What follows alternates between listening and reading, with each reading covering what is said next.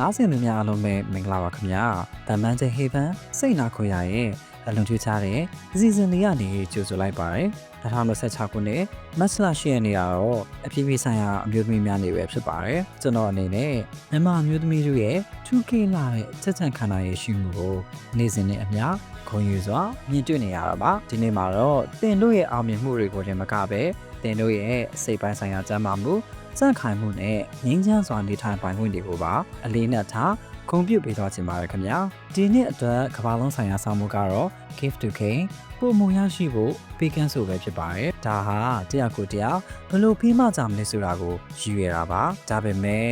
ကျွန်တော်အနေနဲ့ဒီနောက်ွယ်ကအချက်တစ်ခုကိုမြင်နေရပါတယ်အမျိုးသမီးတွေဟာလူအပွင့်စီမှာပေးကမ်းသူတွေအဖြစ်အမြဲရှိနေတတ်ကြတယ်မိဘသားသမီးအလုပ်ကိုင်းနဲ့ပတ်ဝန်းကျင်အတွက်အမြဲပေးဆက်နေကြရတာပါဒါပေမဲ့ကျွန်တော်မေးပြစေတင့်ကိုယ်တိုင်အတွက်ကိုဘာတွေပေးဆက်နေမိတယ်လဲခင်ဗျာမမလူဖွဲ့စီမှာအနစ်နာခံတတ်တဲ့အမျိုးသမီးဆိုတာကိုချီးမွမ်းလိုက်ရှိကြပါတယ်ဒါပေမဲ့ကိုယ်ခွက်ချင်မှရေးမရှိပဲသူတစ်ပါးကိုညှဲ့ပေးလို့မရဘူးလို့ကျွန်တော်ယုံကြည်ပါတယ်ကမ္ဘာကြီးအတွက်ပေးဆက်နိုင်ဖို့ဆိုရင်အရင်ဆုံးတင်းစိတ်ကိုတင်ပြန်လည်ကုစားပေးဖို့ give to he လိုအပ်ပါတယ်မိမိကိုစိတ်ပိုင်းဆိုင်ရာယူဆိုင်တာဟာအတ္တဆန္ဒမဟုတ်ပါဘူးဒါဟာတင့်ကိုတင်အတွက်တရားမျှတမှုကိုဖော်ဆောင်တာပဲဖြစ်ပါတယ်အခုဟာ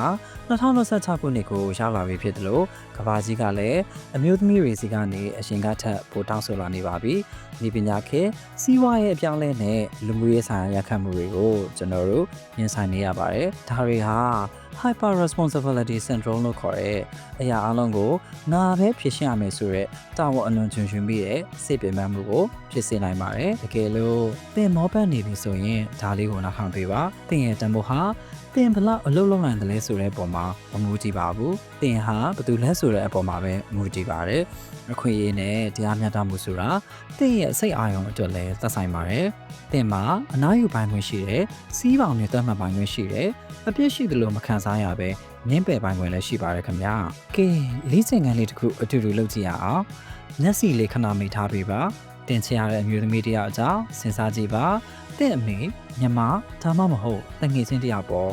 တကယ်လို့သူဟာအင်မတန်မောပန်းနှွမ်းနေပြီးအားကိုးရမဲ့နေတဲ့ပုံစံနဲ့တင်စီလာရင်တင်သူ့ကိုဘာပြောမလဲခင်ဗျအနားယူလိုက်ပါဦးငါမင်းဘေးမှာရှိနေတယ်မင်းတော်တော်လေးကြိုးစားခဲ့ပြီးပါပြီလို့ပြောမှသိကြပါတယ်အခုတင်းစိတ်ထက်ကမှန်နေမှာကိုပြန်ကြည့်လိုက်ပါအဲ့ဒီစကလုံးလေးတွေကိုကိုပြန်ပြောဖို့ကြတော့ဘာလို့ခက်ခဲနေရတာလဲဒီနေ့အမျိုးသမီးများနေမှာတင်းရဲ့လှုပ်ဆောင်ချက်ကတော့တလုံးကလုံးကိုပြီးခန်းနဲ့ထူးကဲလာတဲ့ကျင်နာမှုမျိုးနဲ့ကိုပြန်လဲဆက်ဆံပေးဖို့ပါပဲဒါကိုကျွန်တော်အနေနဲ့ကိုယ့်ရင်ထဲမှာဘေးမဲ့ကြီးဟာလေးတစ်ခုတိဆောက်ခြင်းလို့ခေါ်ပါတယ်မြန်မာမျိုးသမီးများအလောခင်ဗျာတင်ဟာကျောင်းသူတယောက်ပဲဖြစ်ဖြစ်မိခင်တယောက်ပဲဖြစ်ဖြစ်အနုပညာရှင်တယောက်ဒါမှမဟုတ်ခေါင်းဆောင်တယောက်ပဲဖြစ်ဖြစ်တင်ရဲ့စိတ်ချမ်းသာရေးဟာကျွန်တော်တို့အနာဂတ်ရဲ့အုံးမြစ်ပါပဲတကယ်လို့ဒီနေ့မှာတင်ပခုံးပေါ်ကဝင်တွေရေးနေတယ်လို့ခန်းစားရရင်တမန်ကျဟေဗန်စိတ်နာခွေရဟာတင်အတွက်လုံခြုံတဲ့နေရာလေးတစ်ခုအဖြစ်အမြဲရှိနေမှာပါဒီနေရာမှာတင်ဟာအမြဲတမ်းအင်အားကြီးနေဖို့မလိုပါဘူးတင့်အတိုင်းလေးပဲရှိနေပြင်ရပါပြီအပြည်ပြည်ဆိုင်ရာအမျိုးသမီးများနေမှာပျော်ရွှင်ပါစေခင်ဗျာမိမိကိုပြန်လည်ကုစားခွင့်ပေးခြင်းဖြင့်ခွန်အားသစ်တွေရရှိကြပါစေဒါကတော့ Healing Conversations with Amanda Haven စိတ်နာခွေရာကုစားခြင်းစကားဝိုင်းများ podcast အစီအစဉ်ပဲဖြစ်ပါတယ်